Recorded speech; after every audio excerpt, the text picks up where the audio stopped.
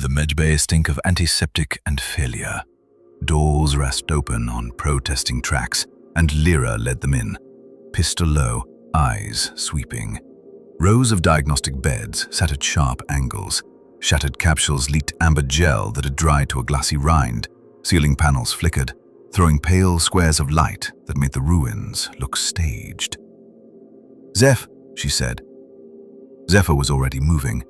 He slid behind the primary console and coaxed the cracked hollow to life. Green columns jittered up, cut through with static. Ronan took the doorway and became a wall, broad, steady, the line of his shoulders squared against the dark hall. Lira didn't look at the empty space where Zane should have been.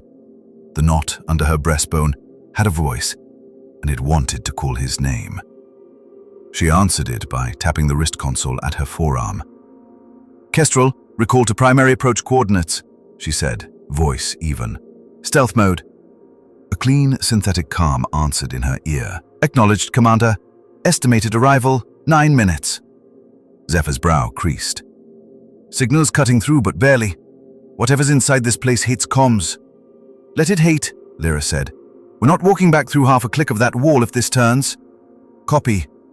He flicked to a different pane. "Medical logs, last 48 hours. The feed stabilized enough to read. Vitals, brain maps, notes written in a hurry. Subject exhibits rapid onset disorientation, auditory overlays, compulsion to remain in high-energy zones, vascular discoloration along major lines, appears to track with barrier pulses. Recommend isolation, recommend evacuation, recommend... The line ended in a smear, where Palmer dragged gel across the screen. Ronan's voice was low. They were changing. "And they knew it," Zephyr said. He pulled up a scan, veins shining like bruised lightning, branching from the heart in inhuman geometry. "Barrier integrity telemetry's embedded in the charting. Look!" He expanded a graph, a stair-stepped decline, a cliff at the end. "Same night as the fracture." Lira let herself exhale once. "We take this home. Move." She turned to signal Zane, and the space to her left stayed empty. The knot under her ribs cinched tight. "Zane?" She called into her comms unit, not loud, not hopeful. Only distorted static answered. Zephyr's fingers flicked to a base schematic. "Motion traces. Last imprint on our corridor, then nothing.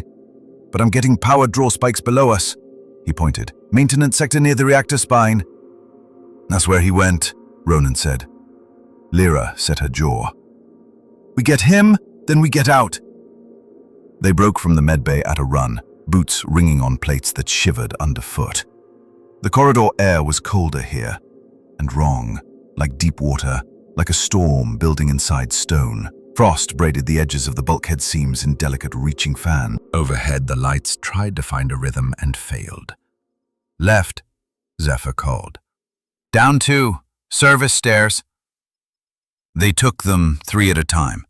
On the landing, Lira's comm whispered, "Kestrel on final approach, holding position at your surface coordinates." A low, distant thrum threaded the air, their ship a heartbeat far away. They hit the bottom corridor and the wrongness hardened. Heat ripples shimmered along the floor in layered waves. The metal was warm underfoot and sweating cold at the same time. Far ahead, something pulsed, a sound, felt more than heard.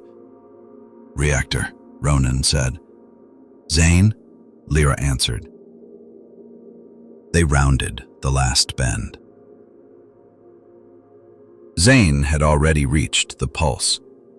The reactor chamber breathed, the slow, arrhythmic swell of a heart that didn't remember how to beat. The core rose like a column of caged lightning, its usual gold gone thin at the edges, light staining to violet before it snapped back. Heat rolled in tides, the air pressed on his skin. A shadow peeled itself off the far wall. It gathered light the way ice gathers air, bending it, warping it, until the shape of a man stood where there had only been dark. Kalis uniform, command insignia, a jaw he recognized, The rest of it, wrong. Commander Sharma, Zane said. At least, what wore him. Beneath the torn cloth, skin was crosshatched with fissures that glowed ember orange deep inside. One eye was a hollow that drank the light. The other burned dully, as if something lived inside and watched through the glass. "You left her," the thing said. The voice arrived before the sound. "You left her unguarded." Zane's grip tightened on his staff. The Salium composite was balanced perfectly in his hands, the way it always had been, only now a pale crack ran down its length, a hairline place where the alloy sang a little too high. "You're not Sharma," he said. "Names are scaffolding," it replied mildly, drifting sideways. "We keep what holds." It moved without footfalls, a glide that made the hair on his forearms rise. Each time the core flared, the figure firmed. Each time it faltered, strips of nothingness opened along its limbs. "You will fail them," the thing said, or thought, the pressure blooming behind Zane's eyes. "You will fail her." Vision slammed into him. Not memory. A projection laid over the room so clean it tricked breath. Lira under a collapsed beam, Zephyr falling backward into a hole that hadn't been there, Ronan's hand reaching for him and missing, Thea in the Soulspire hall, the soulstone at her throat guttering like a dying star, the shadow that reached for her wearing a smile. "Get out of my head," Zane said. His voice stayed steady. He stepped offline and drove the staff where a clavicle should be. Contact was half real, half sliding through smoke. The shock rang up the alloy into his palms with a teeth-hurt sound. The phantom hardly shifted. It raised one hand and the air buckled. Zane flew. He hit, rolled, came up on a knee. The staff hit the grating hard and the crack spread a finger's width. The inner hum guttered to a thin, unreliable tremor. "Tools break," the phantom said, tilting its head.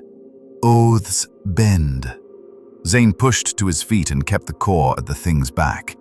He reached inward the way he always had, for candle flame in training halls, for the ambient warmth of a crowded room. Nothing answered, only the core's current, running under the room like a river you'd be a fool to step into. He stepped toward it anyway. Not yet. He let its pool sit under his palm like gravity and held the line. "Why here?" he asked. "Why the core?" "Because it is yours," the phantom said. "Because it is ours." It blurred, geometry wrong, and for an instant all of Sharma was there. The old scar along his knuckles, the steadiness in his stance. Then the darkness bled back and ate half the face. "We are not your enemy, Zane. We are your return." It lunged. He slid under and hammered the staff across its ribs. The shaft sang, the crack widened. He followed with a thrust meant to put it against the frame. It accepted the blow the way water accepts a stone. Then the chamber tilted, not the floor, his thoughts. Cold fingers pressed against his temple. Light went white. For a heartbeat he was back in the royal wing, the alarm a steady scream. Thea's face pale in the strobe, the soulstone flickering against her throat. The shadow reached for her. His body stepped between without being told. "I will keep you breathing," he had promised then, not aloud, but in bone. The core hummed hard enough to tremble teeth. The illusion snapped. Across the chamber, something laughed in two voices. "Left," Zephyr said, breath fogging in the cold. "Then straight into the spine." They hit the final door, and Lyra's wrist console chimed softly. "Kestrel, on station." The sound threaded through the reactor's pulse like a promise. She palmed the panel. The door jerked, shuddered, and lifted a hand's width, then a forearm. Heat spilled out in a sheet. Light strobed violet and gold. Lira ducked under first, pistol already lifting. Ronan shouldered through behind her, Zephyr a half step to the side, eyes going wide as the scene resolved. "Zane!" Lyra's voice cut through static like a thrown hook. He didn't glance back. The phantom had turned its head toward the doorway, curious, not afraid. The coarse pulse lined up with Zane's heart for one beat, then another. Somewhere, small and stubborn inside him, a coal woke. Zane drove forward, the ruined staff, half a spear in one hand, the other open and in his palm. For the first time since the fracture, a pinprick ember burned.